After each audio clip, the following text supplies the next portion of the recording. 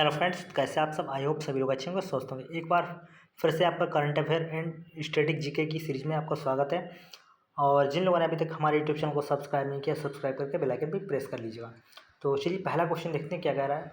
पहला क्वेश्चन कह रहा है कि चर्चित चाबहार बंदरगाह परियोजना का विकास भारत द्वारा किस देश के साथ मिलकर किया जा रहा है? अफगानिस्तान, इराक, सऊदी अरब या फिर ईरान।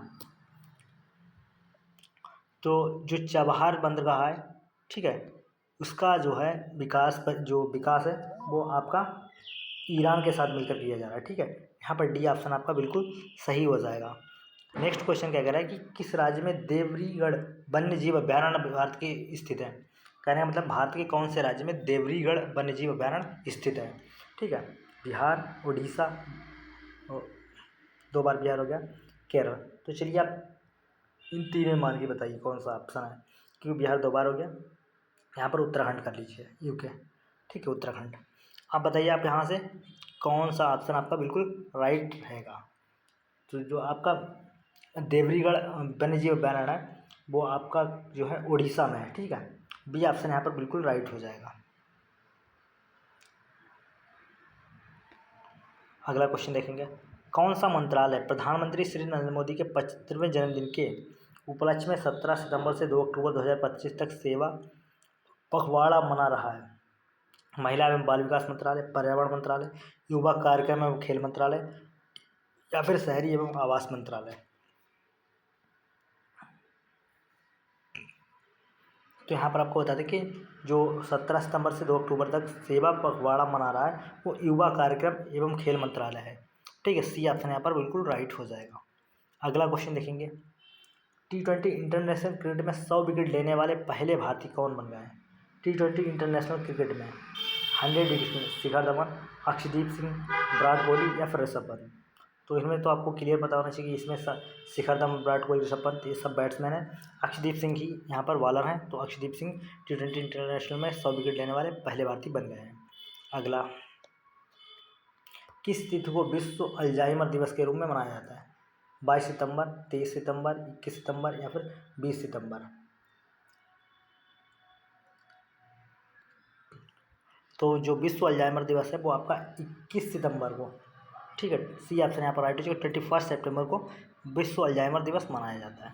नेक्स्ट क्वेश्चन क्या कह रहा है? नेक्स्ट क्वेश्चन कह रहा है कि ई गवर्नेंस जो NCEG पर आयोजित वर्ष 2025 के राष्ट्रीय सम्मेलन का थीम क्या है? ई गवर्नेंस पर आयोजित 2025 के राष्ट्रीय सम्मेलन का थीम क्या है? विकसित भारत, सिविल सेवा और डिजिटल परिवर्तन। दूसरा ऑप्शन है कि श्रेष्ठ भारत, विकसित भारत। तीसरा ऑप्शन है कि एक कदम डिजिटल की ओर और उत्कृष्ट भारत। चौथा ऑप्शन। तो यहाँ पर जो आपको बता दें कि इसकी जो थीम रहेगी वो विकसित भारत, सिविल सेवा और डिजिटल परिवर्तन रहेगी। अगला क्वेश्चन देखेंगे, नौसेना प्रमुख एडमिरल दिनेश के त्रिपाठी, ठीक है, दिनेश के त्रिपाठी 22 से 25 सितंबर 2025 तक किस देश की 4 दिवसीय आधिकारिक यात्रा पर हैं? जापान, रूस, इटली, श्रीलंका। तो ये जो श्रीलंका के, ठीक है, श्रीलंका की 4 दिवसीय आधिकारिक यात्रा पर हैं। आज अंतिम दिन है इसका। अगला क्वेश्चन क्या है? अगला क्वेश्चन करें, किस हिंदी फिल्म को हाल ही में 2026 ऑस्कर अवार्ड के लिए भारत की आधिकारिक एंट्री के रूप में चुना गया? होमबाउंड, सयारा, छावा या फिर सॉरी बेबी। तो यहाँ पर आपको बता दें कि 2026 ऑस्कर अवार्ड के लिए भारत की आधिकारिक जो फिल्म है उसकी एंट्री हुई है वो है होमबाउंड। होमबाउंड है, ठीक है। इसके अलावा हाल ही में नशा मुक्त युवा फॉर विकसित भारत, ठीक है, नशा मुक्त युवा फॉर विकसित भारत युवा शिखर सम्मेलन देश में कितने स्थानों पर आयोजित किया गया है? तो ये 2000 से ज़्यादा स्थानों पर आयोजित किया गया। ठीक है, राइट आंसर आपका बी हो जाएगा।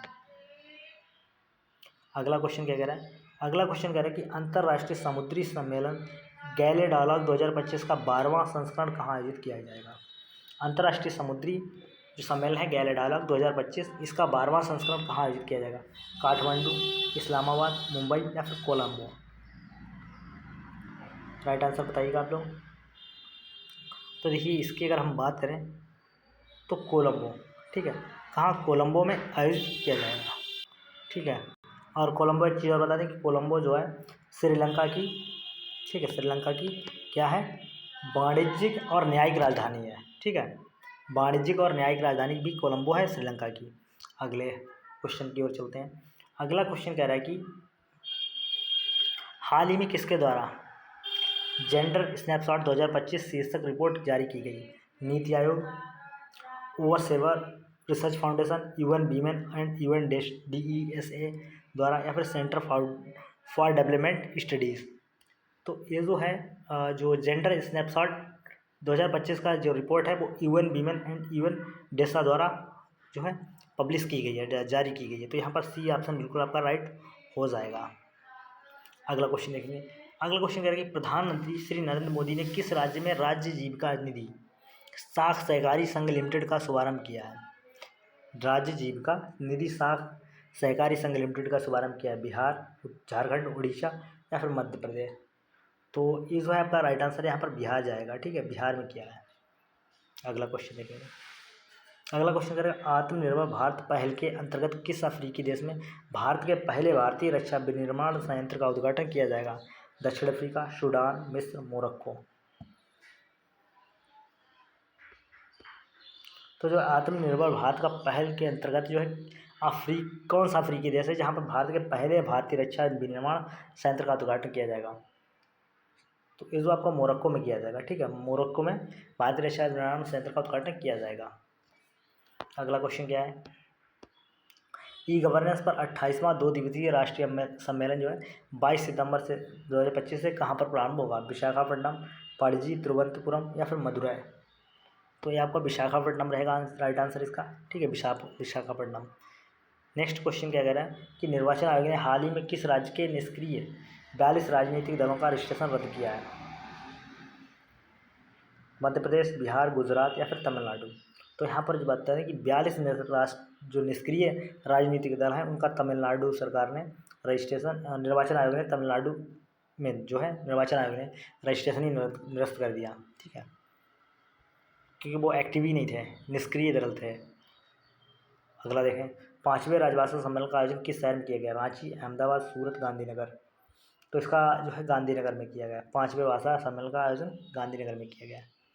अगला क्वेश्चन देखेंगे। अगला क्वेश्चन है, एक दिवसीय क्रिकेट में सबसे तेज शतक लगाने वाले भारतीय खिलाड़ी कौन बन गए हैं?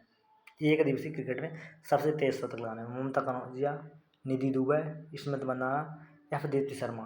मतलब यहाँ पर फीमेल क्रिकेटर की बात की जा रही है। ठीक है, कौन से खिलाड़ी बन गई हैं? तो यहाँ पर आपको पता होना चाहिए कि सबसे तेज़ जो है शतक लगाने वाली कौन है? स्मृति मंदाना। ठीक है, स्मृति मंदाना सबसे तेज एक दिवसीय वनडे में सबसे तेज शतक लगाया था। नेक्स्ट क्वेश्चन है कि एशियाई कैडेट कप 2025 का उद्घाटन किस राज्य में किया गया? तमिलनाडु, केरल, उत्तराखंड या फिर झारखंड। तो जो यहाँ पर आपको बता दें कि जो एशियाई कैडेट कप 2025 है इसका उद्घाटन उत्तराखंड, ठीक है, उत्तराखंड में किया गया। अगला क्वेश्चन देखेंगे। अगला क्वेश्चन, केंद्रीय औद्योगिक सुरक्षा बल जो CISF है इसके लिए नए महानिदेशक के रूप में किसे नियुक्त किया गया है? प्रवीर रंजन, सुधीर चौधरी, सुमत सिंह या फिर मोहन लाल। तो प्रवीर रंजन है, इनको जो है CISF के नए महानिदेशक के रूप में नियुक्त किया गया है। अगला क्वेश्चन क्या है? अगला क्वेश्चन है, गौरांग लाल दास को निम्न में से किस देश में भारतीय राजदूत नियुक्त किया गया है? जो गौरांग लाल हैं इनको, गौरांग लाल दास को, इनको किस देश में भारतीय राजदूत के रूप में नियुक्त किया गया है? दक्षिण कोरिया, उत्तर कोरिया, जापान या फिर चीन। तो जो गौरांग लाल दास हैं इनको ठीक है, दक्षिण कोरिया। ठीक है, हाँ, पहला ही सही ऑप्शन हो जाएगा। दक्षिण कोरिया में भारतीय राजदूत के रूप में नियुक्त किया गया है। अगला क्वेश्चन क्या है? अगला क्वेश्चन क्या है कि भारतीय सेना के प्रथम बख्तरबंद डिवीजन में जल शक्ति अभ्यास का आयोजन किस राज्य में किया गया? हरियाणा, राजस्थान, उत्तराखंड या फिर पंजाब। तो जो भारतीय सेना के प्रथम बख्तरबंद डिवीजन ने जल शक्ति अभ्यास किया है वो आपका पंजाब में किया है। ठीक है, पंजाब यहाँ पर राइट आंसर हो जाएगा। अगला क्वेश्चन क्या कह रहा है? अगला क्वेश्चन क्या है? IMF की प्रबंध निदेशक किस देश के वित्त मंत्री डैन कार्ड्स को कोष यानी कि फंड के दूसरे नंबर के पद पर नियुक्त करने का प्रस्ताव रखा है? अमेरिका, चीन, रूस या फिर जापान। तो यह अमेरिका ने प्रस्ताव रखा। अगला देखें क्या है? ट्रॉपिकल फॉरेस्ट फॉरएवर एंड जो फॉरएवर फंड है इसमें निवेश करने वाला पहला देश कौन सा है? ट्रॉपिकल फॉरेस्ट फॉरएवर फंड में निवेश करने वाला पहला देश कौन सा है? ब्रिटेन है, ब्राज़ील है, चिली है या फिर चीन है। तो यहाँ पर आपको राइट आंसर की बात करें तो ब्राज़ील हो जाएगा, ठीक है। ब्राज़ील ने यहाँ पर tropical forests for ever fund में निवेश करने वाला पहला देश बना है।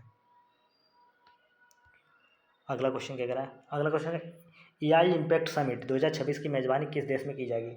चीन, रूस, ब्राज़ील या फिर भारत? तो ये भारत में मेज़बानी की जाएगी, ठीक है। एआई इम्पैक्ट समिट 2026 की मेज़बानी भारत करेगा। भारतीय मानक समय रेखा में कितने राज्यों से होकर गुजरती है? जो भारतीय मानक समय रेखा है वो कितने राज्यों से होकर के गुजरती है? तो ये आपके 5, 6, 7 या फिर 4। तो भारतीय मानक समय रेखा भारत के 5 राज्यों से होकर जाती है।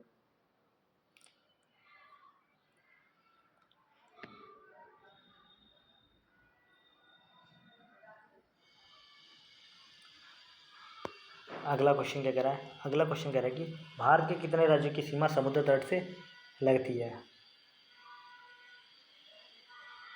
तो समुद्र तट से लगने वाली सीमा 7 है, 8 है, 9 है या फिर 10 है।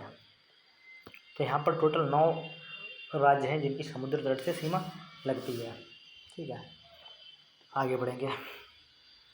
अगला क्वेश्चन है कि धन विधेयक को लोकसभा में पेश करने के लिए किसकी पूर्व अनुमति आवश्यकता होती है? प्रधानमंत्री, राष्ट्रपति, लोकसभा अध्यक्ष या फिर वित्त मंत्री? तो यहाँ पर धन विधेयक जो धन विधेयक है उसको लोकसभा में पेश करने के लिए राष्ट्रपति, ठीक है, राष्ट्रपति की अनुमति की आवश्यकता होती है। किस मुगल शासक ने के शासनकाल को चित्रकला का स्वर्ण युग कहा जाता है? कौन सा मुगल शासक है जिसके शासनकाल को चित्रकला का स्वर्ण युग कहा जाता है? जहांगीर, शाहजहां, हुमायूं या फिर अकबर? तो यहाँ पर जो आपका राइट आंसर रहेगा जहांगीर, ठीक है। इसमें जो आपका राइट आंसर रहेगा जहांगीर के शासनकाल को चित्रकला का स्वर्ण युग कहा जाता है। नेक्स्ट क्वेश्चन देखेंगे। नेक्स्ट क्वेश्चन क्या है कि भारतीय संविधान का कौन सा अनुच्छेद राज्यसभा की संरचना से संबंधित है? अनुच्छेद 79, अनुच्छेद 80, अनुच्छेद 81 या फिर 82? तो यहाँ पर बात करें कि अनुच्छेद 80 जो है भारतीय संविधान के अनुच्छेद राज्यसभा जो अनुच्छेद है वो राज्यसभा की संरचना से संबंधित है। कौन सा? अनुच्छेद 80। इस सीरीज का अंतिम क्वेश्चन की अगर हम बात करें तो अंतिम जो क्वेश्चन है, भारतीय रिजर्व बैंक का राष्ट्रीयकरण किस वर्ष किया गया था? 1935, 1947, 1960 या फिर 1949? तो भारतीय रिजर्व बैंक का राष्ट्रीयकरण हुआ था 1949 में, ठीक है। डी ऑप्शन बिल्कुल यहाँ पर राइट हो जाएगा। इसी के साथ हमारा ये वीडियो समाप्त होता है। और वीडियो अच्छा लगा तो लाइक शेयर करना बिल्कुल ना भूलना और कमेंट भी कर दीजिएगा। चैनल को सब्सक्राइब करना, चैनल पर करना आया हो तो फ्रेंड्स मिलते हैं नेक्स्ट वीडियो में। तब तक thanks for watching this video.